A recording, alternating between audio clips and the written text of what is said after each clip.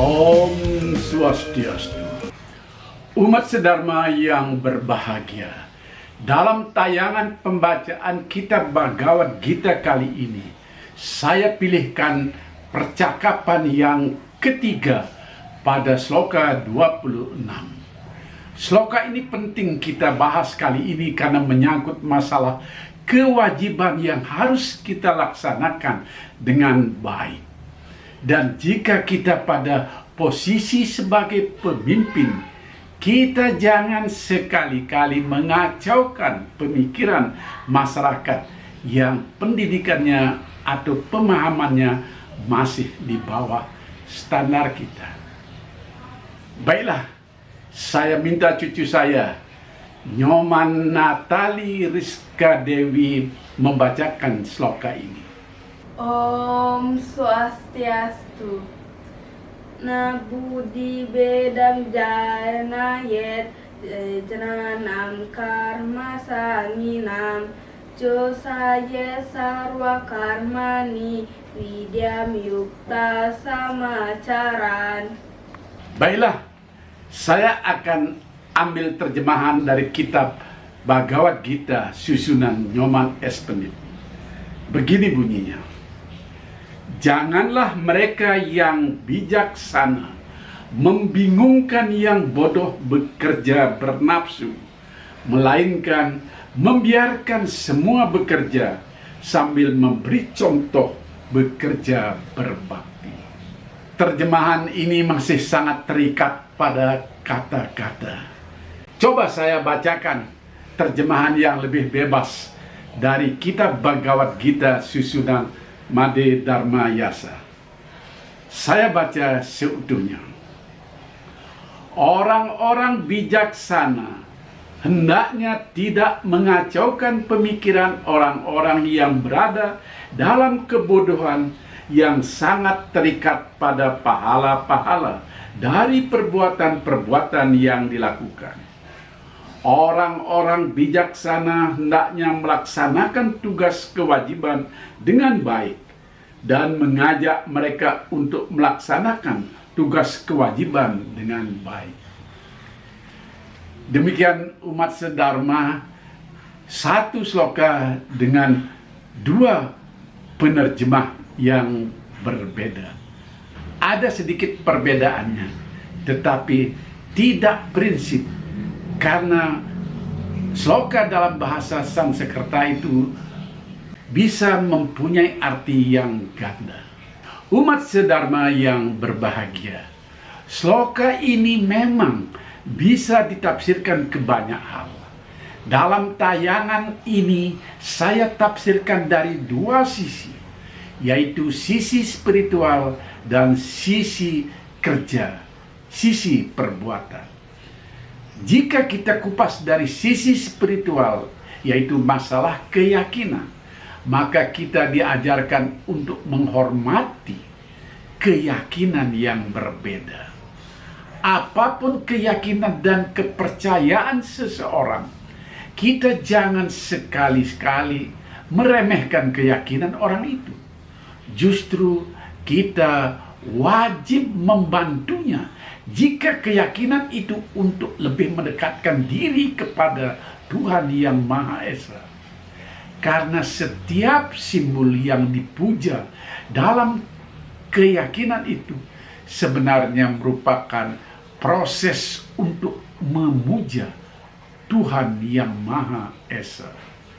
Jika dalam satu rumpun agama Hindu, apakah orang itu memuja Istadewata atau memuja leluhur, semuanya dalam proses menuju kepada Tuhan.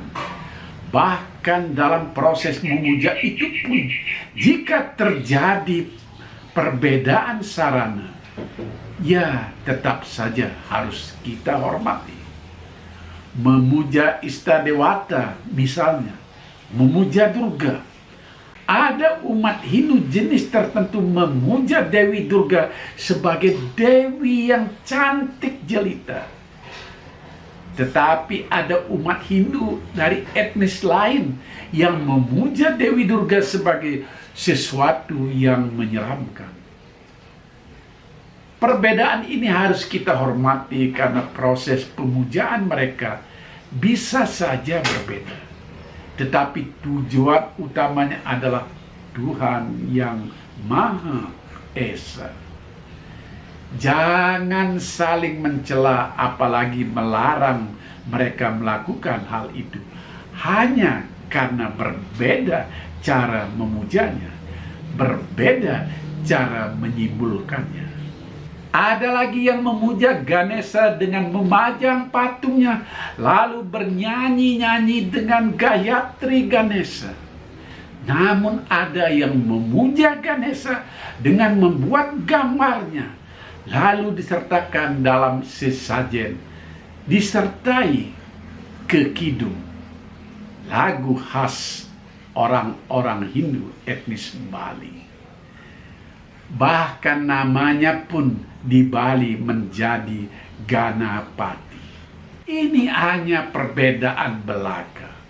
Baik Ganesha atau Ganapati, baik berupa patung maupun gambarnya yang bercorak gambar wayang, tetap saja yang dipuja adalah Tuhan dalam manifestasinya sebagai dewa kebijaksanaan. Tidak ada gunanya kita saling mencela, apalagi menutup asram-asram tempat pemujaan mereka, seperti yang terjadi belakangan ini di beberapa tempat. Tugas orang-orang bijaksana adalah meyakinkan orang-orang yang belum paham tentang perbedaan itu, yang dalam sloka ini disebutkan sebagai sebuah kebodohan. Mari kita hormati keyakinan yang berbeda, dan kalau kita tidak sependapat, kita cukup dengan tidak ikut di dalam proses itu. Selesai urusannya. Urusan mereka biarlah urusan mereka. Urusan kita, kita cari sendiri bagaimana yang terbaik. Jangan melarang ini, jangan melarang itu. Memangnya posisi kita seperti apa yang hanya bisa melarang? Adapun jika proses pemujaan itu dilakukan dalam kebersamaan, misalnya di kawasan desa Pakraman yang punya peraram tertentu, apalagi di Pura Trikahyangan misalnya, maka proses yang disepakati bersama dalam peraram itu yang dipakai.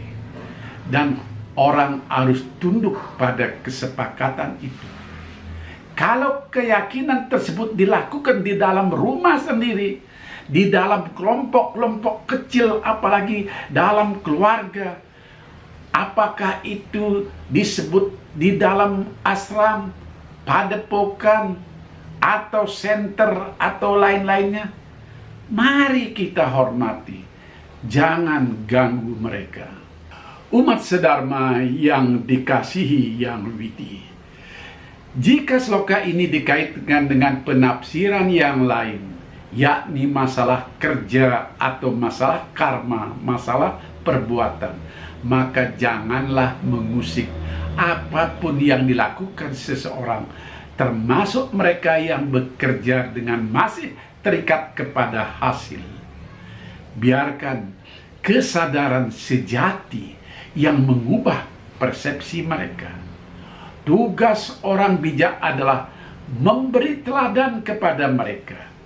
Dengan demikian, kesadaran mereka akan tumbuh dengan sendirinya setelah memberi teladan itu. Jadi, orang yang bekerja terikat dengan hasil pastilah akan menemui kekecewaan jika hasilnya tidak segera nampak. Mereka umumnya tidak siap dengan kegagalan.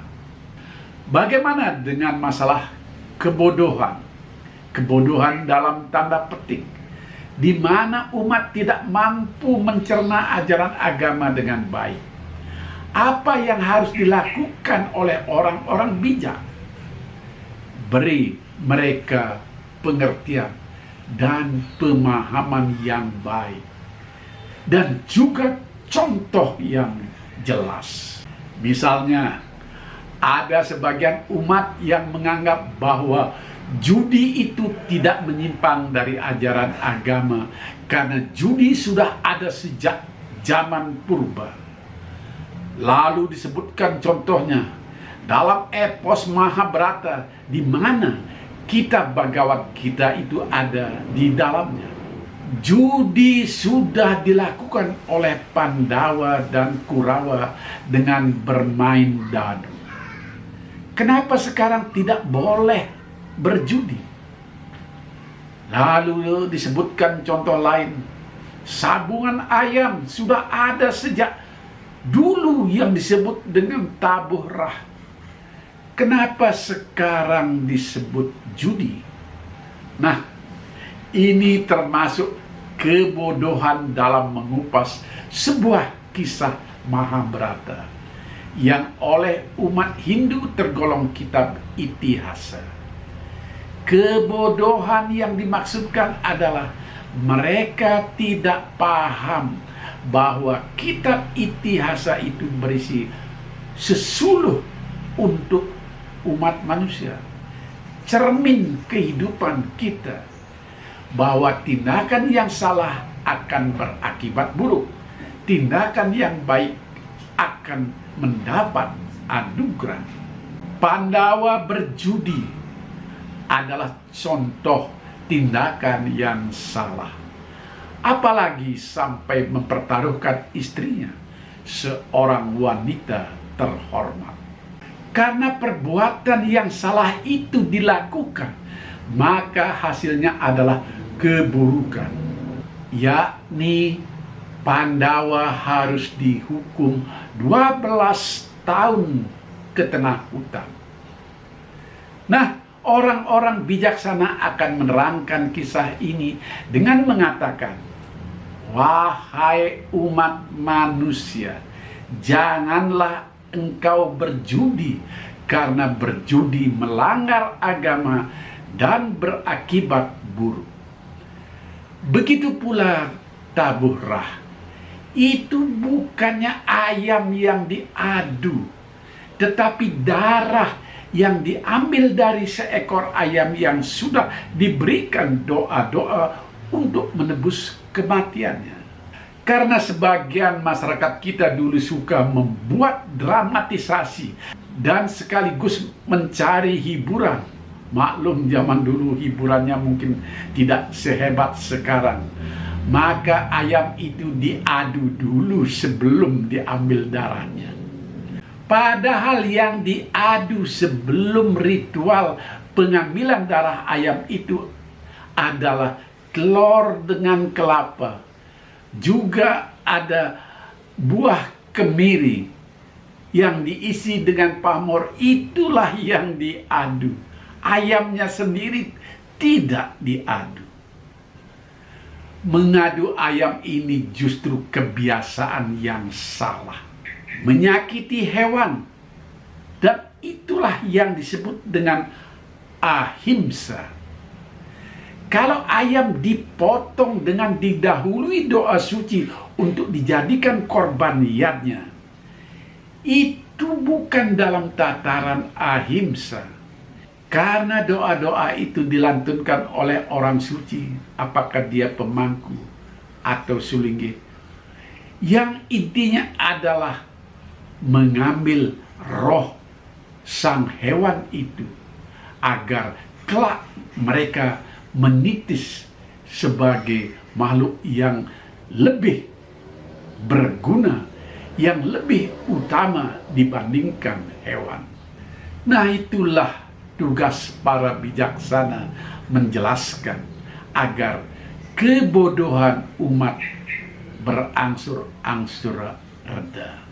Demikianlah umat sedharma, mari kita kupas lagi sloka Bhagavad Gita lainnya pada kesempatan yang datang. Cukup satu sloka setiap tayang. Sampai jumpa. Semoga ada manfaatnya. Rahayu. Om Santi Santi Santi. Om.